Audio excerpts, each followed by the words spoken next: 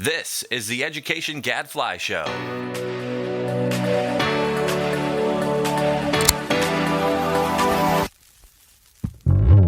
Welcome to the Education Gadfly Show. I'm your host, Mike Petrilli of the Thomas B. Fordham Institute. Today, we're joined by Alyson Klein, assistant editor at Education Week, to explore how President Trump could weaken the education department without fully dismantling it. Then, on the Research Minute, Amber highlights a study on the impact of early math intervention on student outcomes in Kentucky. All this and more on the Education Gadfly Show. What does Gadfly say?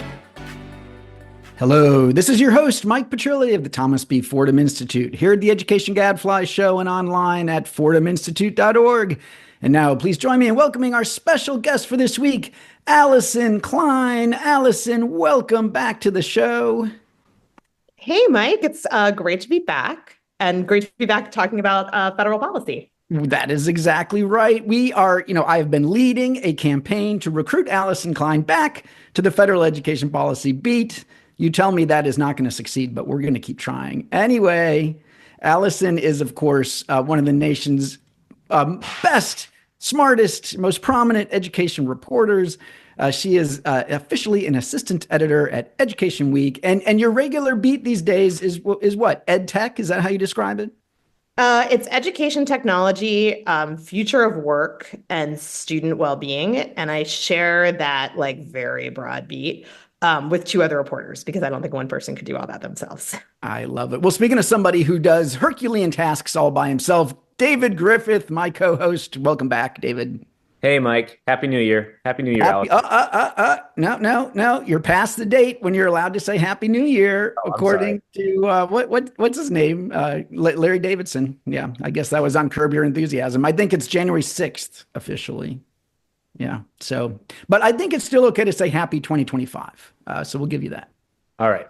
Now, Alyson, we have been doing this podcast for a long time. I'm quite sure we were the very first education podcast on the air. It's been almost 2 decades, but we are for the first time going up with video on YouTube. So those of you who are longtime listeners, you can check us out on YouTube if you want to see our smiling faces or grimacing faces or whatever else may happen as we discuss today.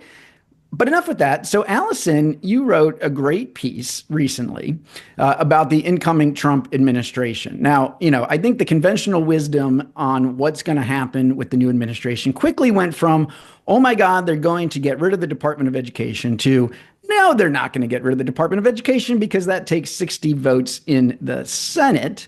That is correct. However, perhaps they can still do lots of damage. You wrote this article for EdWeek, How Trump Can Hobble the Education Department Without Abolishing It. Let's talk about that on Ed Reform Update. So tell us, how can he do it? So the idea of abolishing the education department, as you said, it has been on Republican wish lists since the education department opened. Back in 1981, I think it was actually one of the first EdWeek stories was this blueprint that somebody got a hold of, one of our reporters got a hold of, that, the Reagan administration wanted to abolish the Department of Education. So it's been tried. It has always failed. But the first Trump administration did manage to, you said, do some damage. I mean, it depends on your, now I see people can actually see my air quotes, right? Who are looking on YouTube. It depends on your perception, right? Some people would say that they are right-sizing the department, and some people would say they're damaging the department. I think we'll go with weekend or Hobble, but we're not necessarily saying that that's a good or a bad thing here. So some of the things that he can do, you asked, are, first of all, he can make it not such a great place to work. Right now, the federal government has some pretty sweeping work from home telecommuting provisions.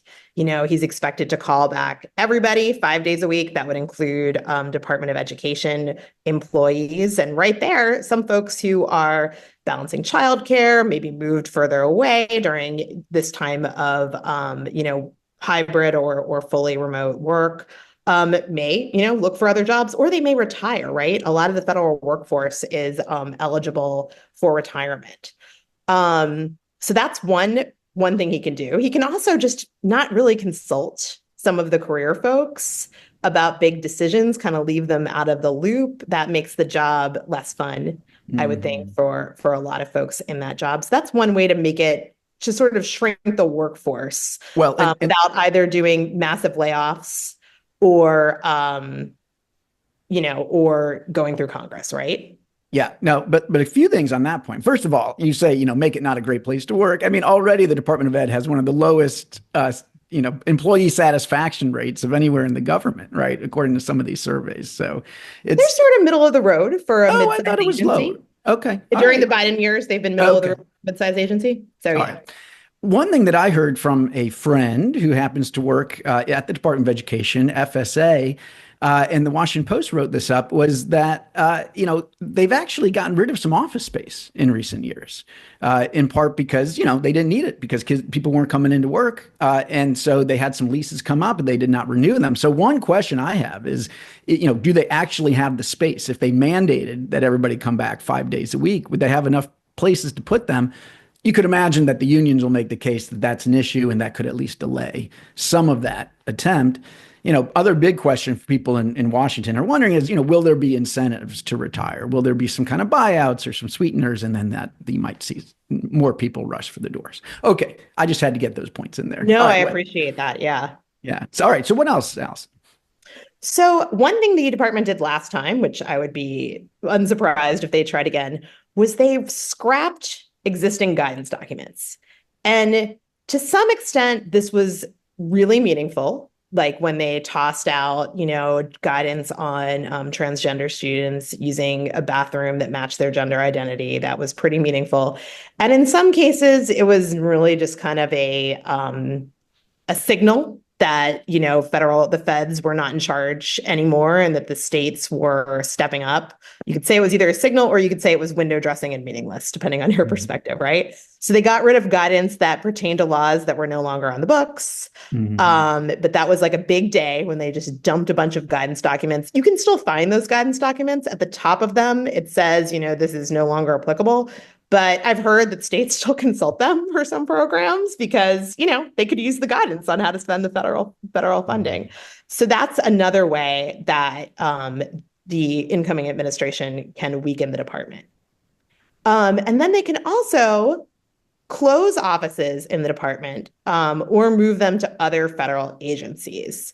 So the piece that gets talked about the most would be moving OCR, the Office for Civil Rights, which is responsible for the Department's civil rights enforcement, to the Justice Department, and then also moving the Financial Aid Office, main office with responsibility for financial aid, to Treasury. So that would weaken the Education Department, right? But it wouldn't necessarily change the functions. Like get rid of those government functions. They would just be elsewhere in the federal government. I haven't talked to too many folks about the financial aid piece. Mike, you probably have more expertise on that than I do, actually. But when it comes to OCR, some of the concerns I've heard from civil rights advocates are that the department's civil rights, workforce, has real expertise in K-12 programs and K-12 schools, and they say the point of OCR isn't necessarily like crack down, you're not doing this right.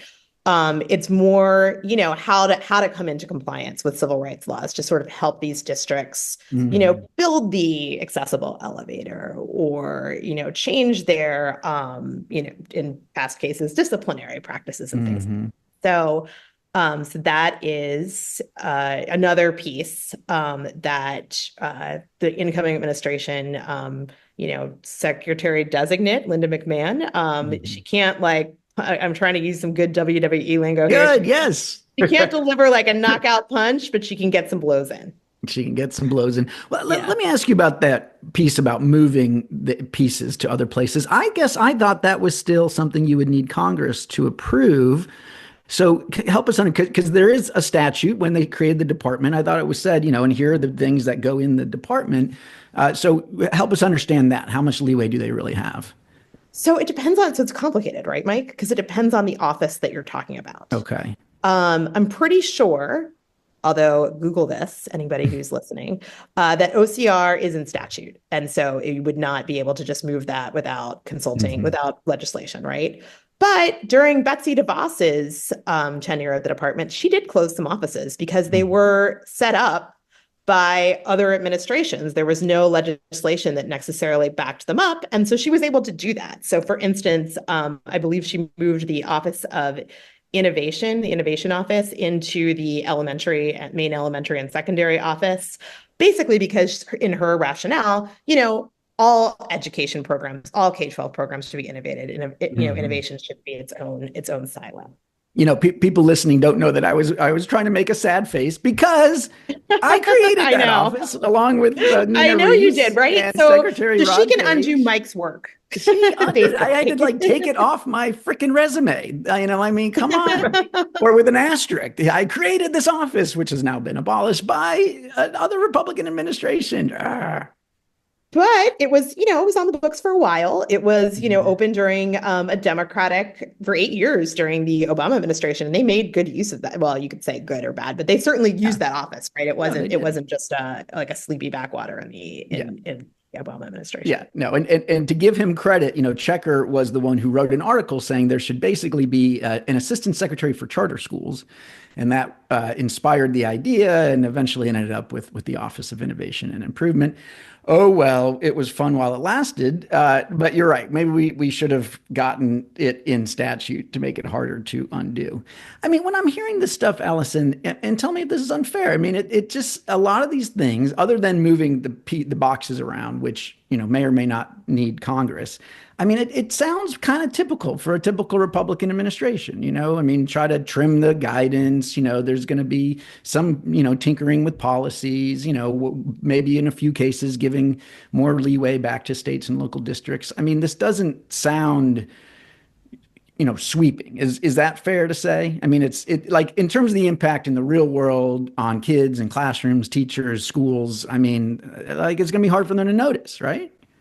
Oh, yeah. I think that's completely right. I think there was during, the beginning of the first Trump administration, there were all these fears that he was going to close all public schools and go full choice, right? Which is not something, even if you get rid of the Department of Education, that the federal government has the power to do. He couldn't even pass, although maybe this time they will, a tax credit scholarship program that would have allowed states to open these like scholarship granting organizations or enhance the ones they already have using, what would have been federal tax dollars. Complicated piece, but that would have been, real expansion for school choice. All we got actually was opening up 529 college savings programs for K-12 private school choice. That was their biggest win last time around for private school choice. So I think, we'll see, right? It does seem like slimming down the federal government is a bigger priority, or at least rhetorically. They've got this office run by Elon Musk and Vivek Ramaswamy called DOGE, the Department of Government Efficiency, which sounds, I'm sure to some folks, kind of Orwellian.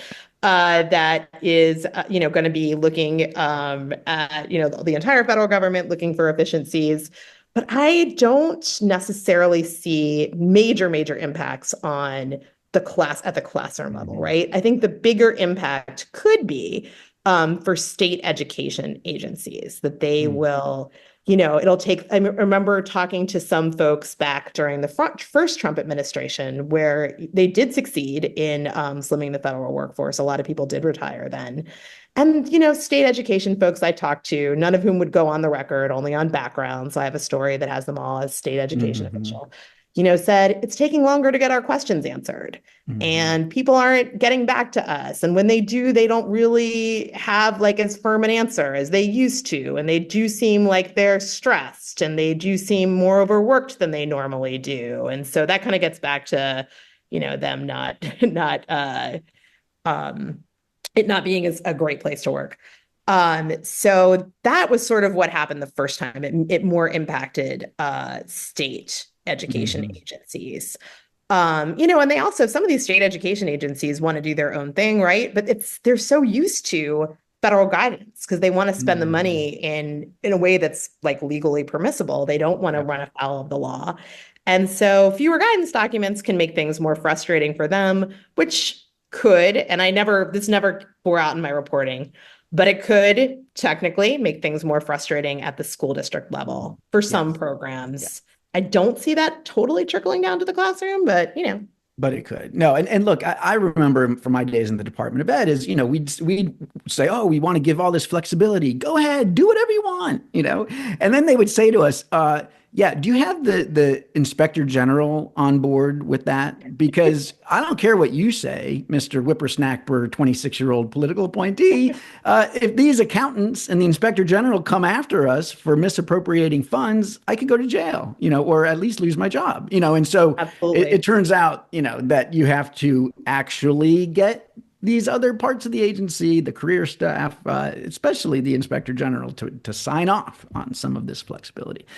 David, what's on your mind? I mean, is the message here that we should just stop worrying about federal education policy and Trump, or is that overstated? What are you thinking? Yeah, I actually think that is a big part of the message. It's interesting to watch our incredibly polarized politics interact with the reality of governing, right? I mean, it's not new for career staff to kind of look for the exits when conservative administrations come on board, right? Federal bureaucrats tend to be center-left types, and their relationships with political appointees tend to be dysfunctional, and nobody really likes that. I think the biggest thing that I see that could just change the culture of this department and of other departments is this notion that if you have a policy role, that you can be reclassified as someone who can be fired, right? That would change the culture, because it would make everybody jump when everybody who wanted to keep their job jump when a political appointee said something. It's hard to say exactly what the scope for that is, right? But again, though, that's something that can be reversed in 4 years, right? So I don't know. I think you campaign in poetry, even if it's crazy poetry, but then you get into office, and there are laws and rules and structures and incredible limits on what you can actually do. And we've been talking about the impact on the classroom. I don't know. I mean, short of abolishing Title I funding, I'm not sure that the average school notices anything the federal government does, for better or worse. And I think that's part of why we continue to argue about this sort of stuff, is if you think it's bad, it's sort of bad in this amorphous long-term way. And if you think it's good, the benefits are sort of nebulous. So yeah, I don't know that we should necessarily forget about this entirely, but I do think that the administration is going to focus on other things.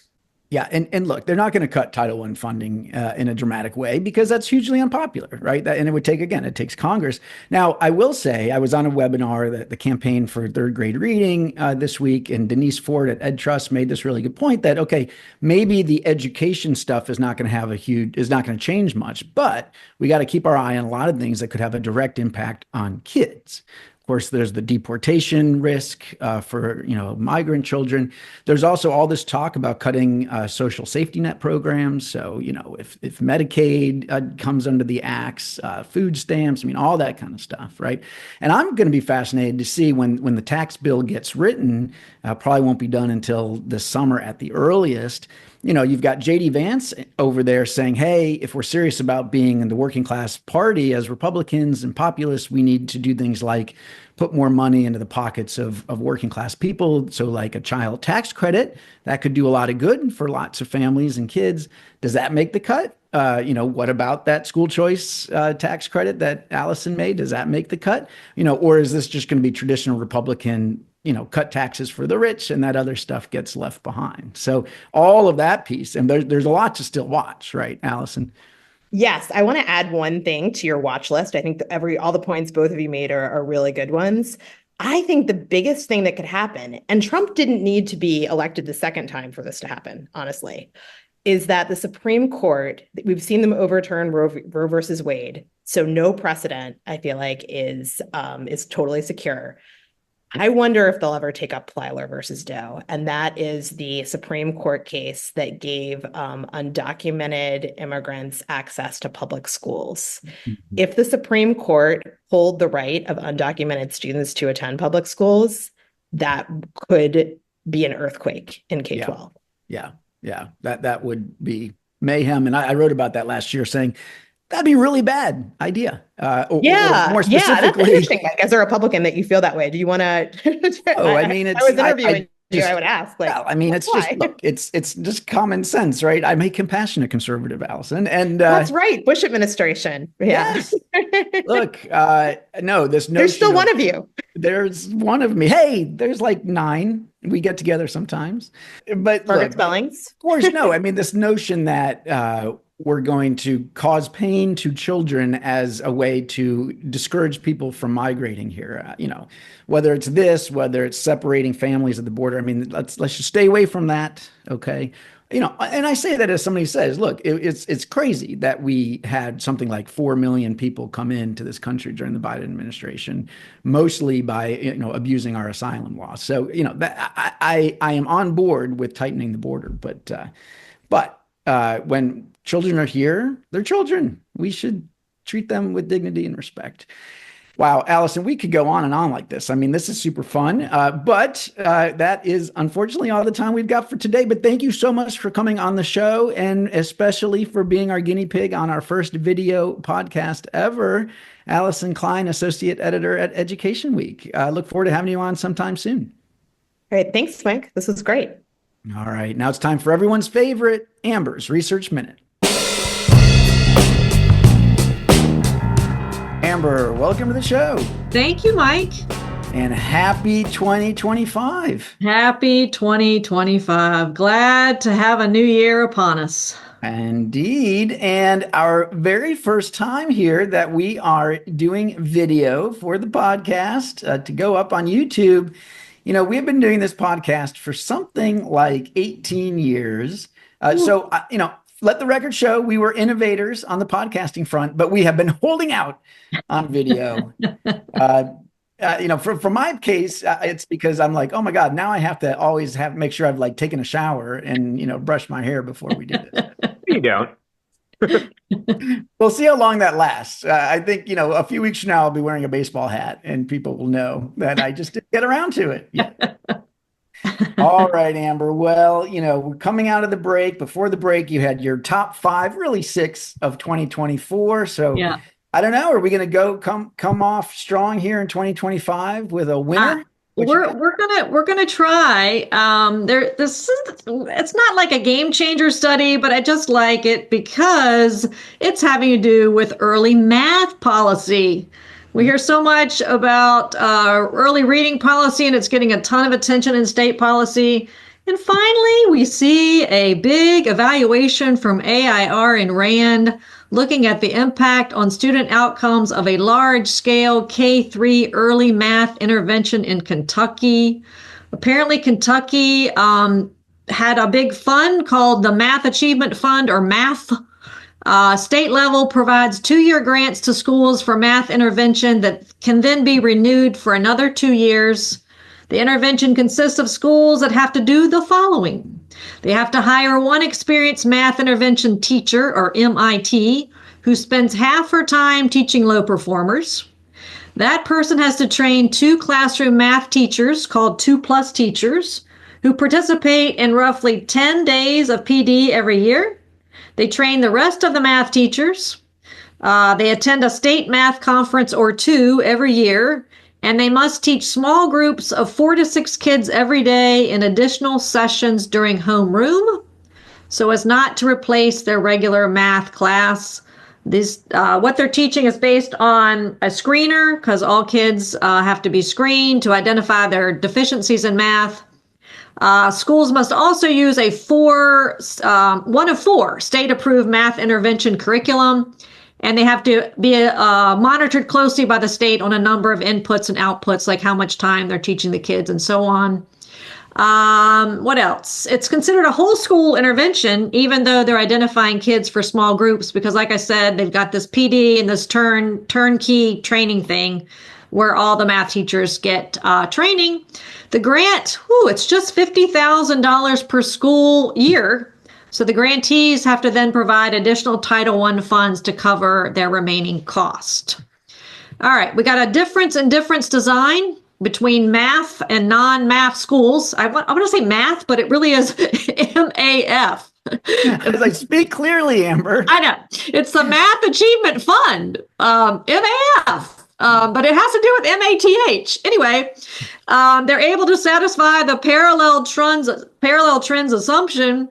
Their study covers all students in K-5 between 2011-12 and 2018-19 and includes both math and reading scores as well as attendance and disciplinary outcomes. They look at 2 grant cycles, one that started in 15-16 that had 107 elementary schools. 51 of those received second 2-year extension grants that started in 2017-18. And then they had 39 more schools that got grants in 2018, but they're primarily looking at the ones that were re-upped. So they have the 4-year, they got the 2-year grant, and then they got the 2-year extension. Those are the main schools. Key finding, the intervention had significant positive effects on both test and non-test outcomes, especially after the first year. Specifically, math increased student math test scores by 0.05 standard deviations after 2 years, 0.08 standard deviation after 3 years, and 0.09 after 4 years.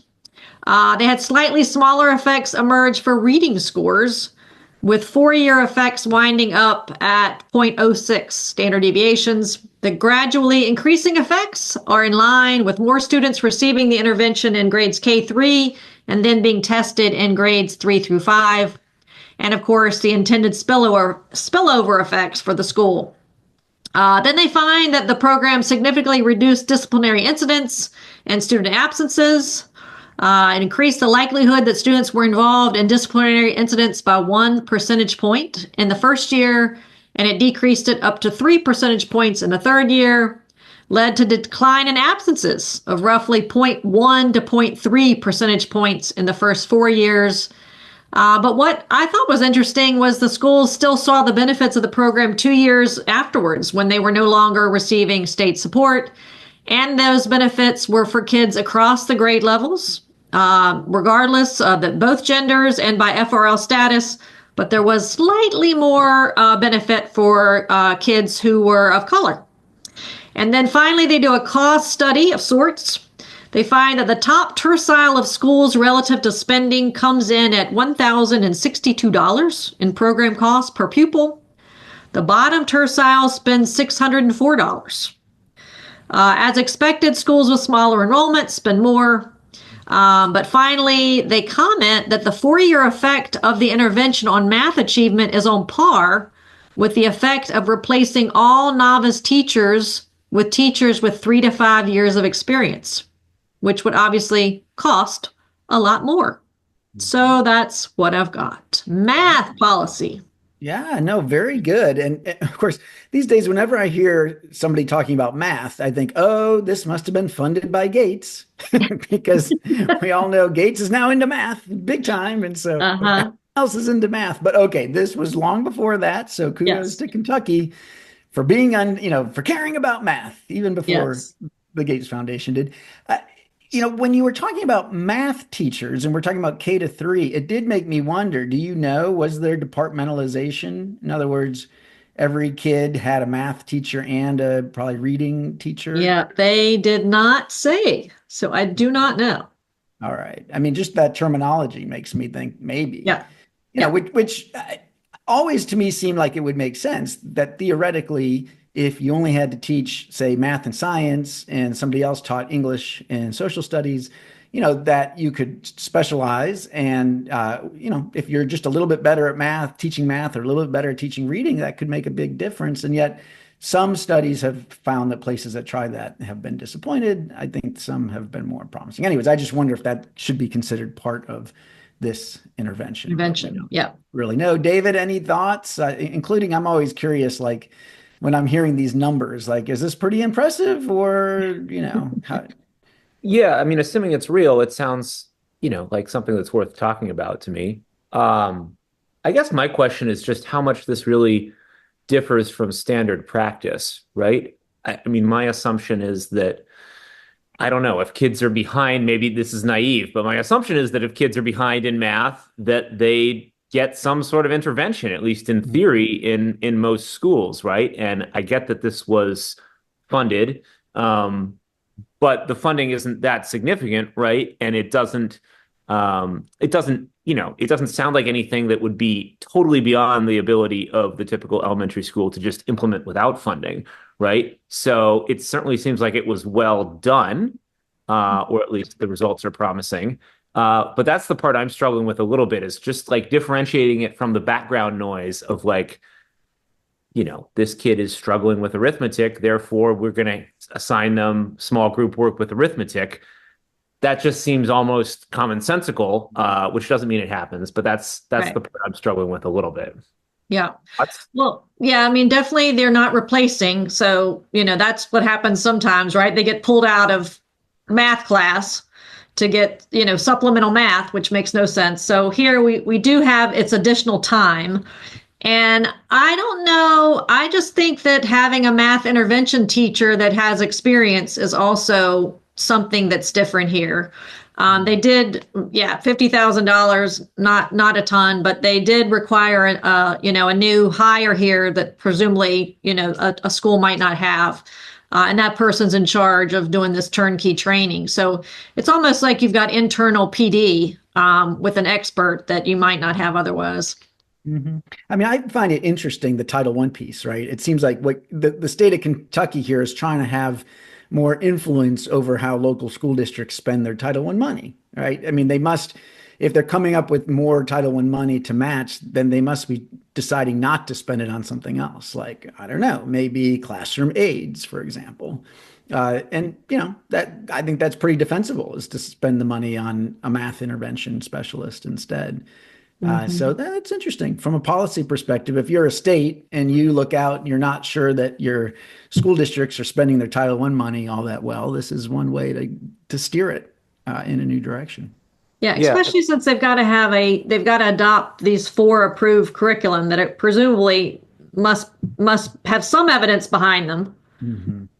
Yeah, I think the other thing that also makes me wonder, right, is like the typical kid who's behind in math is probably also behind in other things, right? And so you could probably intervene on many fronts, right? And it may be that some of those fronts are more promising than others, right? And, they spill over into other aspects of school. Whereas if you try on, say, I don't know, attendance, it just bounces if the kid doesn't understand math, right? I'm not sure. But I guess one reaction I have is like, okay, maybe math is a place to focus, right? If it really has these sort of positive spillovers that they claim they're seeing. Yeah. Well, that was interesting. I mean, I'm never surprised when working on reading means that the kid starts to do better at math, but to have it go in the other direction is interesting, right? Yeah. And maybe that's because, they're building stronger relationships with the teacher. They're attending school more often. They're feeling better about themselves as a student. All of that makes a difference. All right. Well, hey, this was a very good start to the new year, Amber. Thanks. I like it. Entirely too professional, Mike. Not on brand. Well, I don't know. I mean, now that we're on video, we're just upping our game. David. Yes. That's Ooh, we're showers and all. showers. To be clear, I took showers before. There's not always, before the video, the recording in the day. There was always a daily shower. We got it. Yeah. Oh my goodness. All right. Well, that is all the time that we've got. So until next week. I'm David Griffith. And I'm Mike Petrilli of the Thomas B. Fordham Institute, signing off. The Education Gadfly Show is a production of the Thomas B. Fordham Institute, located in Washington, D.C. For more information, visit us online at fordhaminstitute.org.